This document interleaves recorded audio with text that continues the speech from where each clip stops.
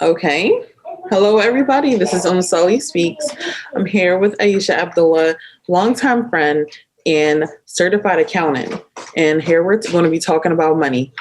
Let's get it in. Tell me a bit about yourself. Hey, everybody. I'm happy to be here.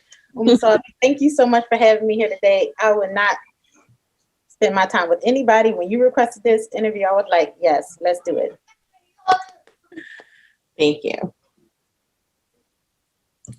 So tell me about yourself, your background, what school you went to, where did you obtain your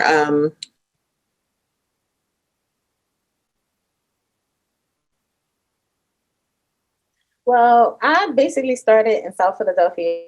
I went to South Philadelphia, but I went to college at LaSalle in Philadelphia. So I'm basically Philadelphia through and through. So I have the green veins that everybody loves, Eagles fans, all the regular Philly cliches. That's me right here. So I don't know what's going on. I can't hear your voice. School for accounting. Huh? Stop. Now just say what you were going to say. I'm just going to edit this part out. Okay. So I started in South Philadelphia and I went to school at LaSalle University. That's where I went for accounting and leadership and global understanding. So I went for two, recognitions.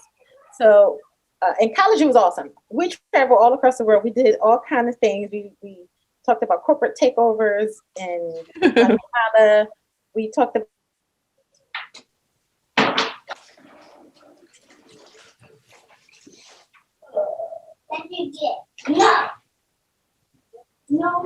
about technology. Oh, okay, we're good. So I immediately started doing accounting work as soon as they showed me how to do bookkeeping. As soon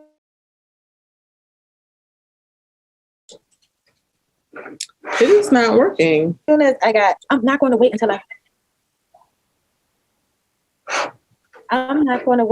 I graduate. Do not wait till you graduate to start. If you're a business student, start right away. Start doing your bookkeeping, start doing payroll, start doing taxes for people. Yes. I remember you like doing, our friends' taxes and stuff like that. Like you were really good at a very early start. Like I, respected that you put yourself out there, that you had that drive and you were like, I'm gonna get it done. I know what I'm doing. And then you were like strong with it. Yes, alhamdulillah, because I noticed that people needed some help with their taxes. So I was like, yeah, definitely. So go on. So we started in 2010. 2020 was the 10-year mark. That's why this year I was like, you know what? For my 10-year mark, we're going to redo everything. We're going to redo the business. We're going to get a bigger online presence. We are going to move this thing to the next level. So that's what all this is. This is the revamping. Everything is online because of COVID. So we do virtual meetings. If someone wants to get their taxes done, they can drop their documents in our on our online. They can log in and drop their documents to us, and an expert will help them file their taxes. So we're virtual. I think that's awesome how you adapted to the current climate and the uncertainty of everything. So you got to kind of keep it moving. I didn't know where anybody's business was going to go. Like I didn't know how it was going to go with anyone. So I'm glad that you were able to adapt with that and you were able to use technology to your advantage. I think that's awesome. And that says a lot about you as a businesswoman. Yes. Of course, we started a few other things. I was really involved in the Muslim community. I was on like 9 different committees, women's committees, masjids, doing fashion shows for people, writing the budgets for a lot of events. I was literally behind the scenes doing a lot of stuff, like the Yes. It was fun. No, I like being a busybody. That was my thing. Before COVID, I go to all the events. This is what I would do. Every tax season, I would plan the rest of the years of events. So I would go on Facebook, I would message people and ask them, hey, are you doing your annual this? Are you doing your annual that? I'm coming to the fashion show. I'm coming to your wedding. I'm doing this. So I would plan out a whole year of events, and I would go to the events and meet people, network. I would get their contact information. I would ask them, what do you like to do for fun? What do you do for work? How many kids do you have? Find anything in common, take their phone number, and I would call them at tax time and say, hey, can you do me a favor and try my tax service? That Remember, is awesome. yeah, I would be like, remember, you met me at the E. Remember, you saw me at the Riata. Remember, you saw me at the baby shower. But because of COVID, no one's having events. So I went and just changed everything about my business. I literally am Google presence. So your background is awesome. I think the fact that you learned how to change the game and use it to your advantage especially during COVID, is something that can really be commendable. The fact that, you use your skills, your communication skills to achieve so many things already. Tell me a little about what you want for the future. Tell me about where you see yourself in the next couple years and how you plan on doing it. Stop. Don't touch anything. What are you touching? Here. All right, you can talk. Let me if I hear you now. You can't hear me? What are you doing? Yeah, we about to start this whole situation. Okay. You can hear me now? Yes. Okay. Okay, so I heard when you asked me. The next couple of years. Go ahead. Okay, so if we get beyond me, if we're talking about the future of the Black dollar, I definitely think that the Obama era saw a lot of Black and brown people going to college. Okay? So there are a wave, especially Black women. Black women entered college and graduated at higher rates than any other demographic. So with that being said, we have to be prepared. Financial, people in the finance and accounting world, we have to be prepared because now with educated Black and brown people, there is a high demand for financial professionals. So we're talking accountants.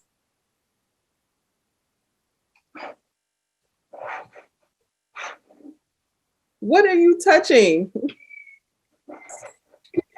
What is going on? Let me start the meeting over and do it again. Why? Because I couldn't hear what you're saying. You're saying like prevalent stuff. So say what you just said.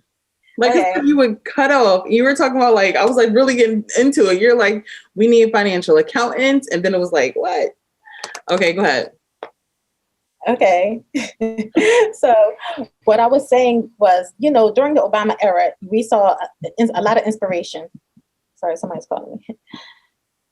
So the Obama era, we saw a wave of a lot of Black and brown people going to school and getting educated, right? Mm-hmm. So now people are entering the industries, they're entering the workforce. And do you know what's needed?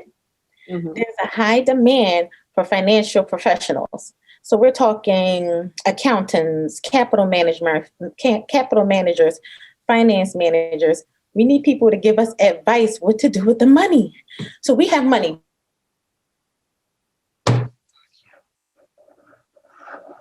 She's like giving some gems and I can't hear any of it. People call me, I don't want to start a business, but I want to do some investments. I want to put equity somewhere. I want to do, we have so many questions and there's such a hunger right now for financial professionals and advice from people in my industry, accounting, finance, capital. Are there a lot of people who are Black and brown in this industry? Are you kind of like a unicorn because not only are you Black, you're Muslim, you're hijabi. How is that with you?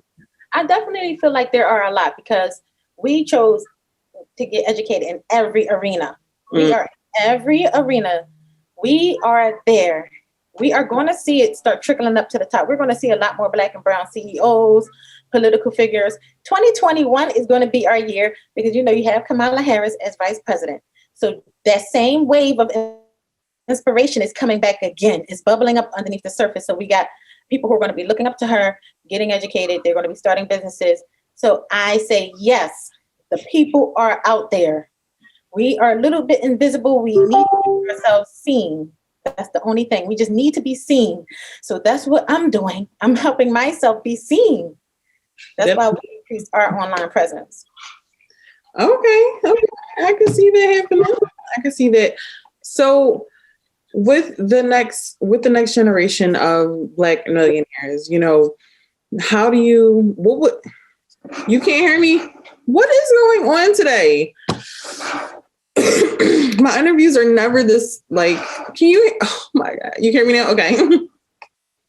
With the next generation of Black millionaires, my question is, do you feel like Trump helped in any way in helping create any kind of, long-term wealth in the economy? Okay. Let's be honest. You got to be honest. Because do you feel that Obama brought in, economic stability, or did you feel like Trump brought in the economic stability before COVID? We're not even talking about COVID because we know COVID is just a mess. You got to be honest about it. Because it's like, is your inner Black child wanting to say, no, Obama did it all? But do you? I'm not going to say that.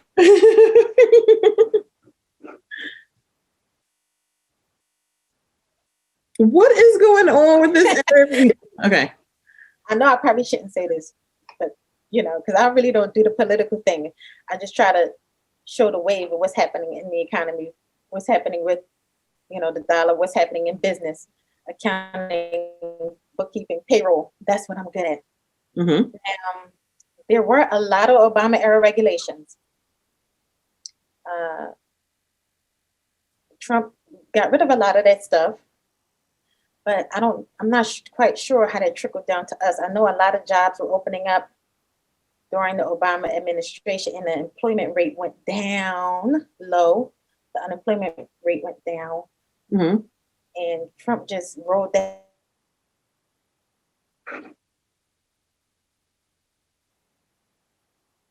Hold on. We going in there. Hold on. That wave. Okay. Trump rode the wave. You feel like Trump rode the wave? He didn't help or anything? Yeah, that's what I'm going to say. I'm going to say that he rode the wave. Okay. Yeah. Okay. I like, I respect people's opinion, but I feel like Trump did a lot for the Black community, with the time that he had.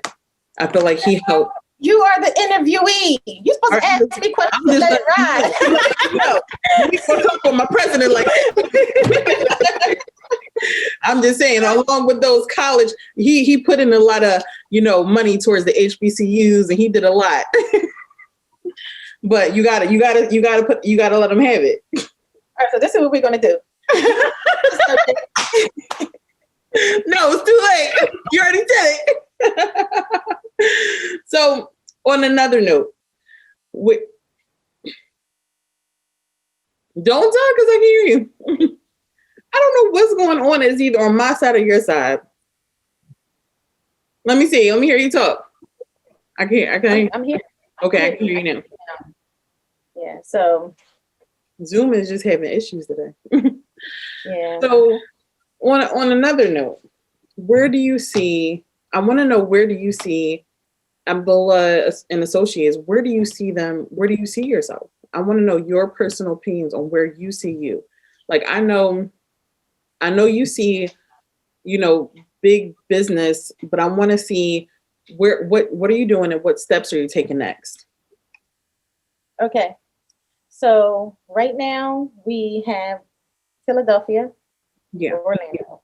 We are going to be moving to, we're going to be opening up more locations, basically. Franchise? Yeah. So we're going to be also giving. Wait, because this is important. I can't hear you.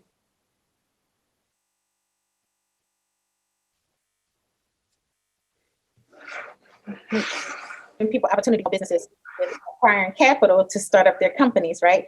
And it's all going to be wrapped around education.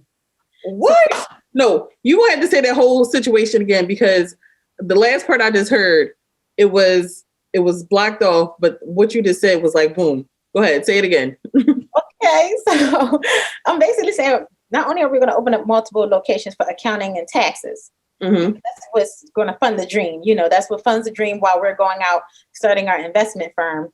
And we're going to be partnering with some big strategic people who can do some sourcing, who can help us with marketing, who can help with the online presence. So the goal is to provide financial education. I write day and night. I talk day and night to people who, they're in the industry and they just want to tell people about business. So I'm going to be helping their voices be heard. We're going to be out here telling people about business. We're going to be telling them about how to start, how to get the capital to start up, how to scale up their business, how to get it off the ground and launch properly. And we want people to think about what do they do best. If you're going to start a business, it's best to do something that you like, that you love, that you have a lot of experience in, that you can do well, because times get really hard. And if you're already good at it, come on, think about this. I went to school for accounting. I've been doing this since I was 17. I had my first job at a law firm doing expenses when I was 17. I was already good at it. So it was time for me. And then when I turned 18, I did payroll for 300 employees with the Philadelphia Youth Network and Education Works, right? So I had expenses, moved into payroll for 6 years. It was natural for me to do this kind of business, accounting business. We need people to try to make their move to business be natural if you don't have a whole lot of money to start it up. It's going to be muscle. Wait, don't say anything else. A lot of people are going to be starting from the muscle, and they're going to be bootstrapping their business. So it's best to do something that you have a lot of experience in as you grow your network, as you grow your support, because you're going to need a lot of support. Are your services going to be affordable for people who are bootstrapping it? Are they going to be like, because I have a business myself. I have a school. We're bootstrapping and we're like, nickel and diamond everything we can just to get out and just to, advertise. And every single penny counts. Like, it was my experience with trusting another company, especially they were running off this Black-owned company situation. They kind of gypped us and we lost the investment that we put in. And when I say we saved every little penny, it went crazy. And the money that we put in, we just lost it. Like, $13,000, that was a lot for us. So for people who are trying to do what they have to do to start the business, is this something that is affordable? Yes, we definitely work with technology. So we are computer-based accountants. So because we use technology, we have very affordable rates. So if we're in here bean counting with a calculator. Can you hear me? Yeah, I can. We're in here bean counting with a calculator, and everything was manual, and we used a lot of man time to do it. Then I could see the prices being high and people not being able to afford us. But because we're leaning on apps and computerized accounting, we are able to get a lot more done faster. So we have plans for people who are just starting out. Yes, that is. And a lot of people who are just starting out, a lot of times they don't need an accountant. They need an accountant to write their business plan, the initial setup. But it's up to you to acquire customers. It's up to you to stay motivated and inspired and getting customers. It is. I think it's crazy how you're bringing up. Can you hear me? Oh my God. Okay. Yeah. I'm going to say, what is going on with Zoom today? Usually it's like, this how you know this is going to be a good interview, because this messing up. Right. This more and more that it is. Like, right? I'm telling you, people need this information. I want you to give every drip drop of information that you can, so people can come to you. they're going to have to listen to my podcast. They want all of the details. No, right. Give me what you can. Give me what you can, because you're right about that. I want you to promote your own self, but at the same time, I want people to know that they can come to you. All right, so let's give an example. I'm starting up a cleaning service. How would you initially help me? So anybody that wants this opportunity to work with you, how would you pitch it to them and tell them, I can start you from here and bring you here? How would you say that? Listen, there's strength. Whenever you're starting a business, there's strength in getting expert help. You need somebody to at least write you a business plan. Then you go take that plan and you work it, build it up until you get enough revenue to come back for the next round. Okay, Aisha, I'm ready to scale it up and get some employees. What's next? Then we do it as you grow. We increase the work that you need from an accountant as you grow. You don't just come all in with, oh, here, you need payroll, bookkeeping, taxes. No, let's start with a plan. I like to start with a plan. How are you competing with the big names like ADP and all the other accounting firms that are coming up? How are you different than them? First of all, I am way different because I am a niche. I understand people who are like me, and that's what I'm going with, okay? Black and brown people. We love Hispanics. We love Muslims. We love Black girls. So there's no competition. We have a good Google presence. So if anybody's in our neighborhood, we pop up first. Okay. So we are the top rated accounting firm in this area. Okay. So we use the internet. Yeah.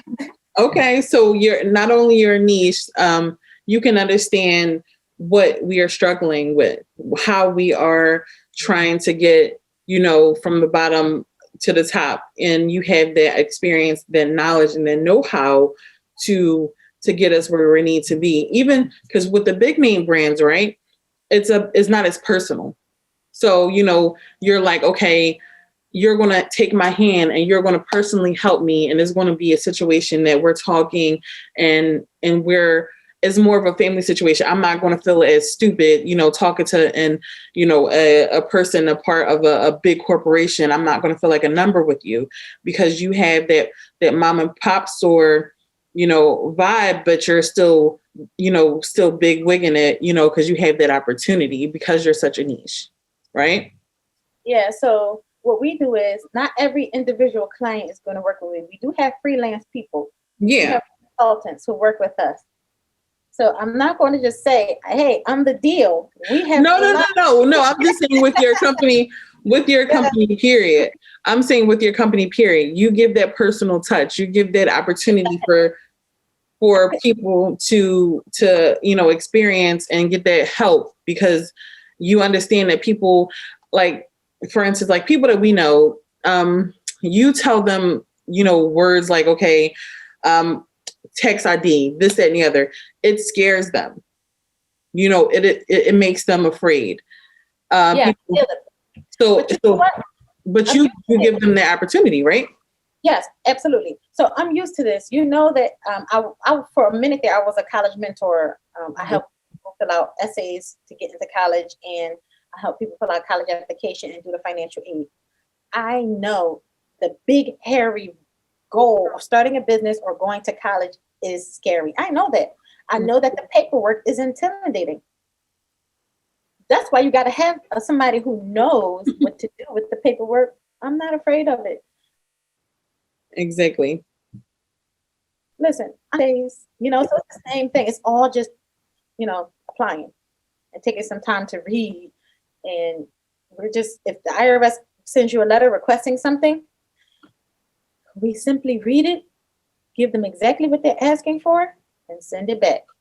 If a college gives you a whole list of everything that they're asking for, go down the list, you give them what they want, and then you send it back. Cool. So you have that patience and then know how to deal with people, especially of a minority, because we know people who, I've started businesses, I've done this, I've done that, where we have that we're a bit more courageous than most people, But for the people who are not as crazy as you, know how to talk to them and to walk them through their process. I think that is awesome. I think that everybody has it in them. Mm-hmm. But I don't know if courage is the right word. I think it's just, I definitely think it's education. I definitely think it's having one person to just believe in you, and then Mm. people take it and run. I'm telling you, all you got to do when somebody comes to you with a plan, all you got to do is just believe in them and say, you can do this. Oh, I see you achieving this in the next year. Man, they take that little bit of encouragement and run with it. Sometimes people just need one person to believe in them. I'm telling you, and they just go for it. They watching YouTube videos, they posting online. I'm like, oh, Right. And I think that's awesome. So could you tell us let's talk about credit, because you have a credit repair service. First you could talk to us about your credit repair service, and then you could talk to us about why is everybody's credit so bad and how can we make that turnaround and get it better? Because girl, we need to talk. only thing people have to do is just open up their mouth, get help from an expert, dispute everything that's on there, give the other third party a chance to respond. And it's a process. I don't ever tell anybody this is going to happen overnight. We got 30-day, 60-day, 90 days. Some things just take a while before it starts coming off your credit report. Mm-hmm. But yes, I did do it for myself, but I did it for myself before I even know I was going to be good at it. I was just a college kid. I happened to get a letter. They said, send this to everything on your credit report. And I sent that letter in. And then I sent another letter in. And then next thing you know, everything was off of it and it was good. I know that sounds so simple. But if anybody wants, inbox me. If anybody are interested in credit repair, you got to inbox me the login and password for your Experian, for your Credit Karma, and let me see what's going on. So do you feel like right now is the perfect time for people to start getting their credit repair because of all the COVID? Everybody's broke. Everybody is broke. Well, not everybody's broke because people are making money, but we have restaurants closing. We have successful businesses that are closing. So is this the perfect time? And do you feel like, I mean, I don't want people, if you're having financial hardship, I don't really want people getting any kind of loans or anything like that, because that's something that you have to pay back. My thing is, if you're going to spend money, if you ever come across a lump sum of money, spend it on things that is going to be an asset, meaning it's going to bring revenue to you. So some people are like, oh, I want to buy a new car. Okay. What is your plan for that car? Are you going to be generating income? Are you going to do some Uber, Lyft, some deliveries? Are you going to be using it to promote a business? If you got a plan for it, I say go for it. But I don't like telling people to spend their money on things that is not helping them generate an income. So I think there's one thing, and like, I love our people. Like, I'm doing this because I love our people. We don't spend our money well. We have people that oh my gosh. Can you hear me now? No, maybe. I know you said that you're doing this because you love our people. We are both doing this because we love our people. Yeah. So I'm saying that I'm going to say something that it sounds a little mean. So I know people who get a lump sum of money, all their kids is in Jordans, but their rent didn't get paid.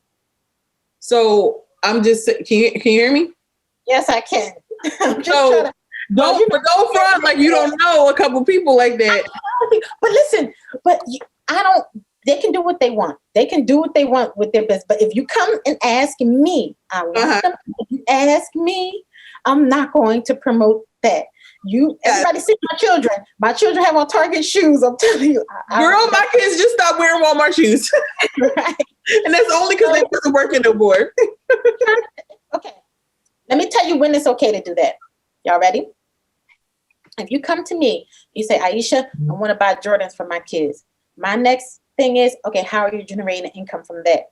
Are you posting and tagging Jordan in every photo and eventually try to get some influence to try to become a brand manager? Are you trying to create some kind of profile for your child for them to, become like models or start a business? Are you trying to get into the fashion industry? is there a plan? I know that there's not a plan for a No. lot of people, but if they come ask me, that's what I'm going to ask. But this is why we need more of you. You have to understand that that little drop of knowledge, they don't think that way. Like, I don't care. Like, as long as my kids got shoes, they got clothes, I'm not worried about the brand. But I know people I have family members who are consumed with labels, consumed with this, consumed with that. They can be. Let's make a plan with them. All right. So anybody out there who love fashion, who are consumed with it every day, y'all post a photo doing some kind of brand recognition, come talk to me. We can go over all your prior photos, start tagging some companies. We can register you a business, and hopefully we can start getting you booked and get paid for wearing those labels. Does that sound like a plan? That sounds like a plan. All right. Everybody coming. I don't want to bash them. I want them to do their thing. I want everybody to be out here doing their thing. Listen, I can be the one to bash them. I don't care, because if we're not, the whole thing about me, if we're not being held accountable, if nobody's saying the obvious, if you know that your cousin Ray Ray just got out and you wondering why the heck he got a whole, like, he just, who bought him those Timbs? Like, who did this? Who did that?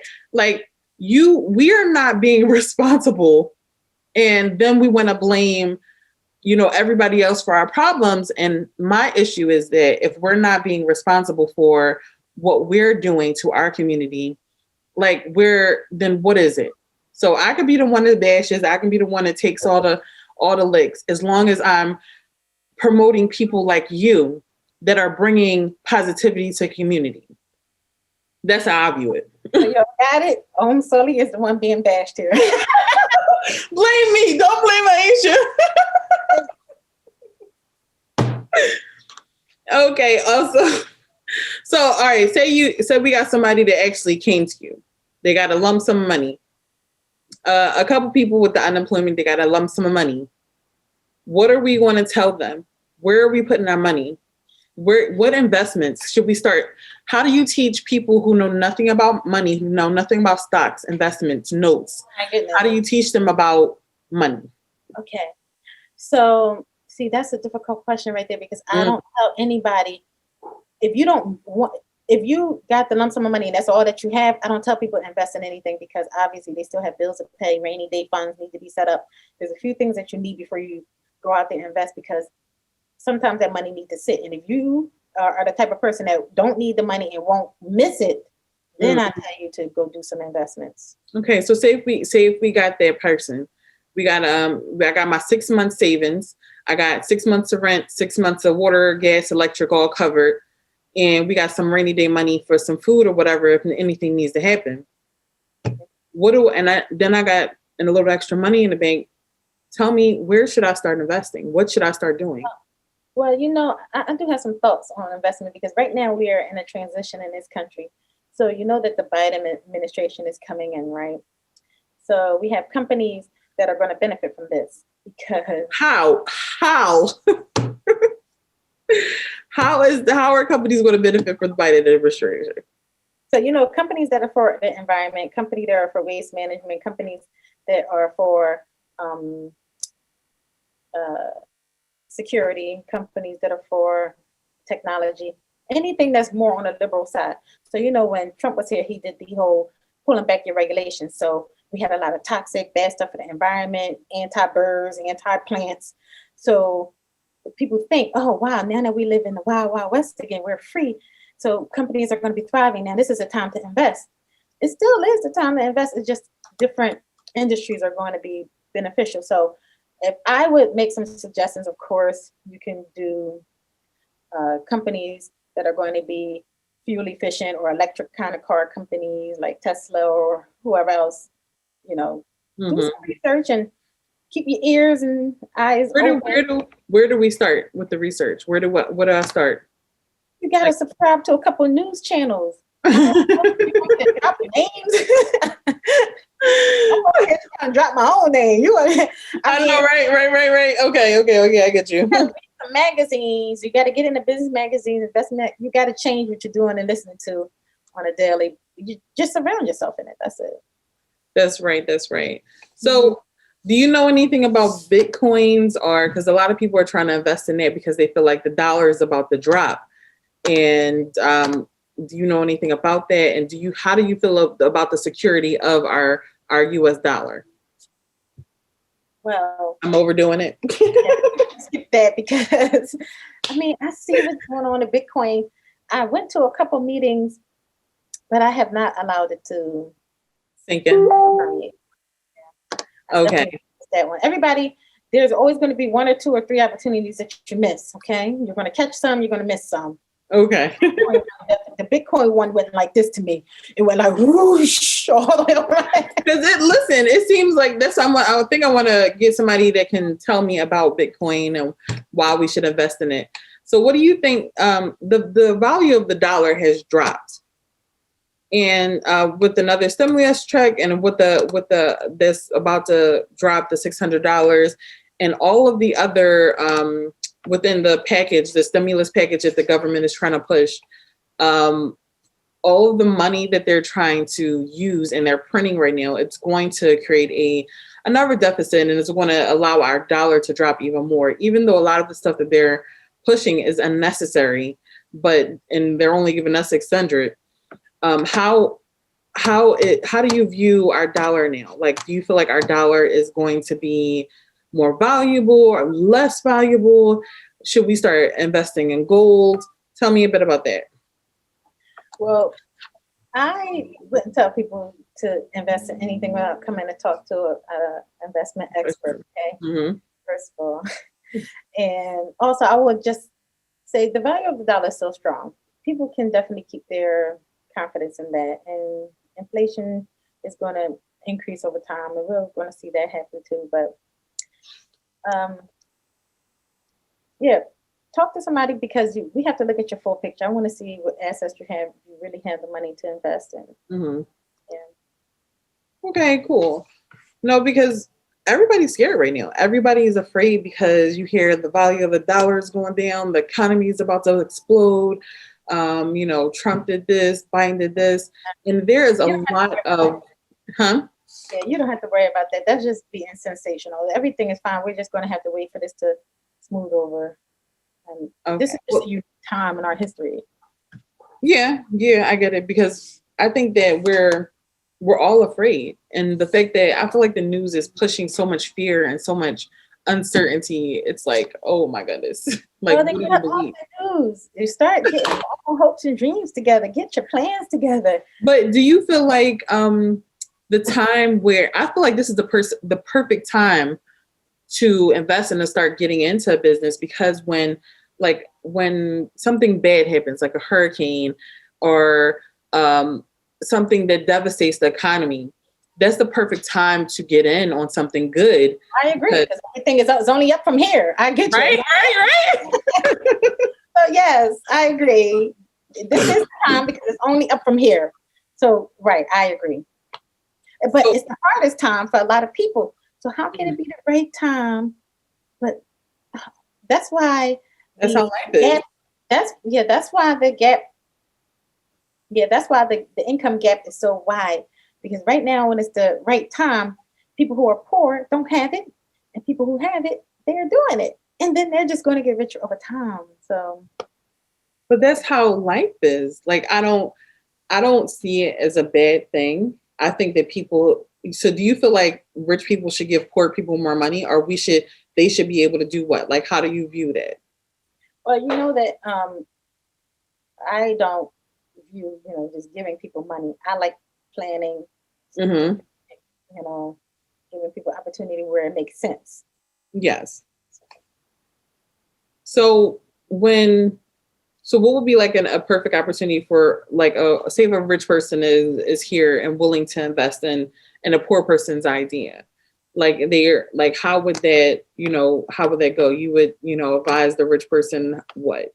Of course, education. You have to be able to trust that the person that you're doing business with is going to be able to go to the class on how to acquire customers, how to launch your online business, how to do supply and In demand. supply chain management.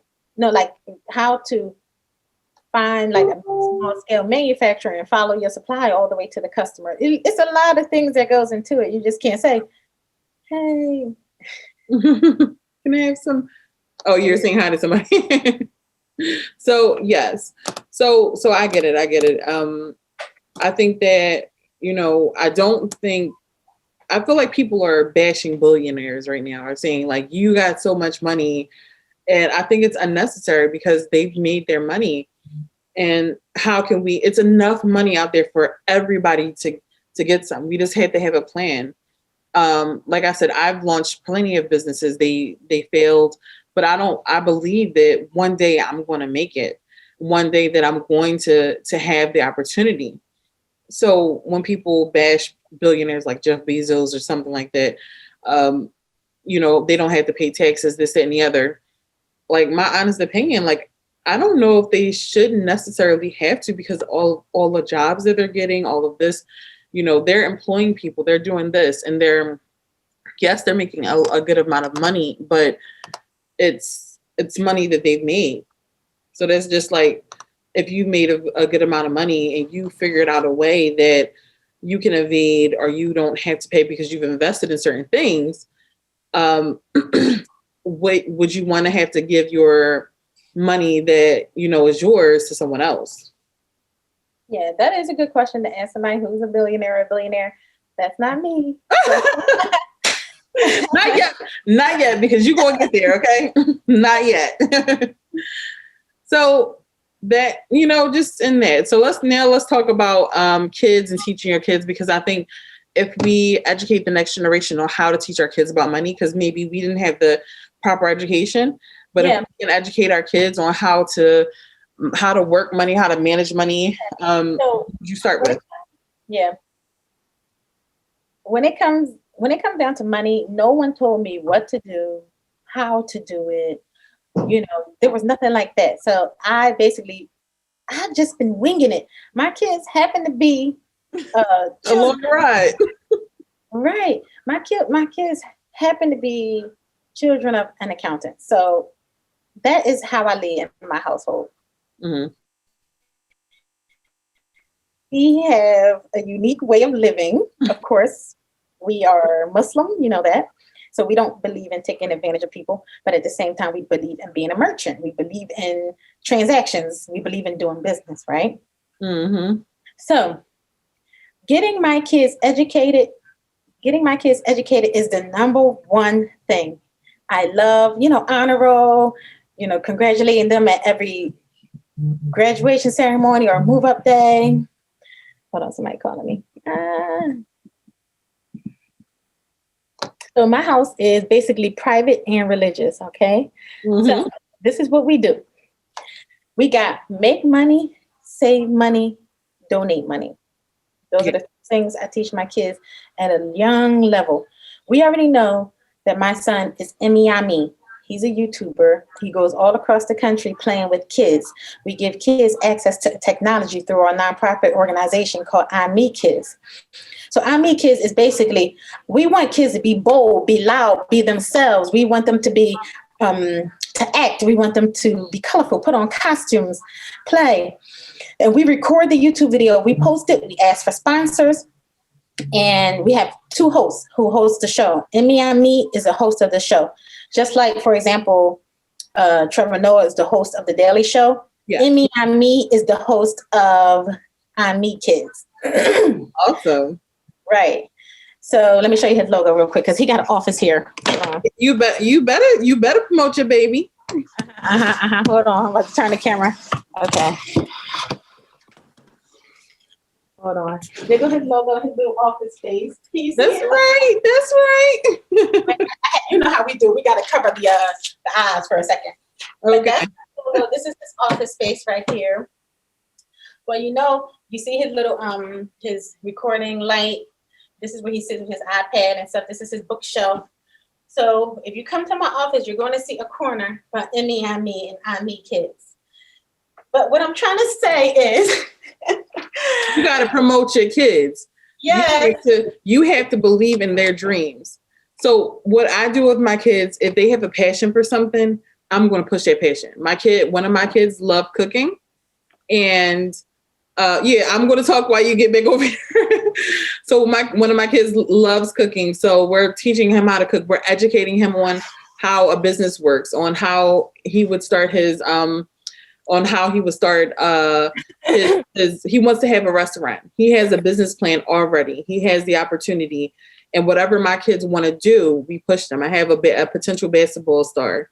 You know, we Oh, put him in awesome. private.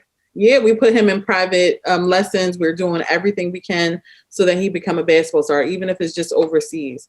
So what you're saying is promote your kids, because what you're doing right now is promoting the heck out of your son, and I love it so much. No, like, because when you give me your description, you better have him.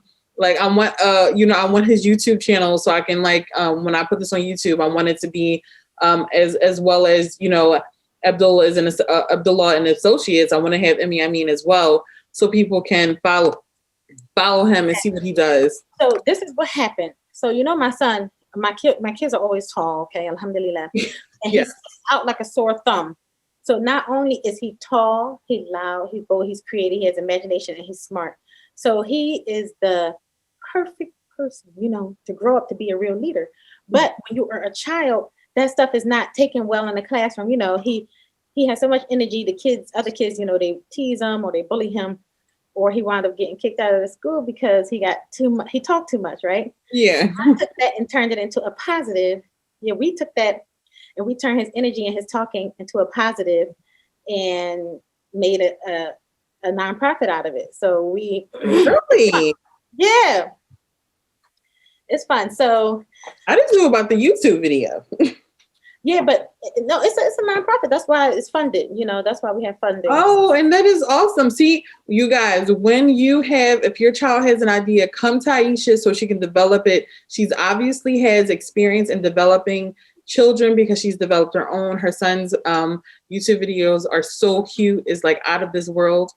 And so come to her and make sure that you're using her for what she's good at, because she's the type of person that she likes to be used. So if you use her for the good, then she'll make something happen. Use me, spit me up, discard me like it never existed. It's fine. You know what I mean, though. I'm serious. So listen, back to Abdullah. Oh no, back to what I'll do with my kids. So before we started Ami Kids, this is what our house looked like. If you came into my house, you would see a lot of charts all over the place because we are math and numbers. Okay, we're not photos and color. So we would have a transaction list. It would look like a bank statement on the wall for each kid, right? So you would have the beginning balance that you had in the beginning of the month. Every transaction. So every time grandpa gave you money, every time you went to the store, every time you saved money, right? And then we would have the ending balance. So I'm teaching my kids how to manage like petty cash or how to keep track of their income at a young age, right? Mm-hmm. Chart number 2 is the chart that explains your allowance. But as they get older, we call it incentives, okay? Okay. So the allowance when they were little kids, it's a cute little infographic you put up in their room to track all the good deeds that they're doing, right? So it would be 11 good deeds. And every day you would put a check box if they did that good deed.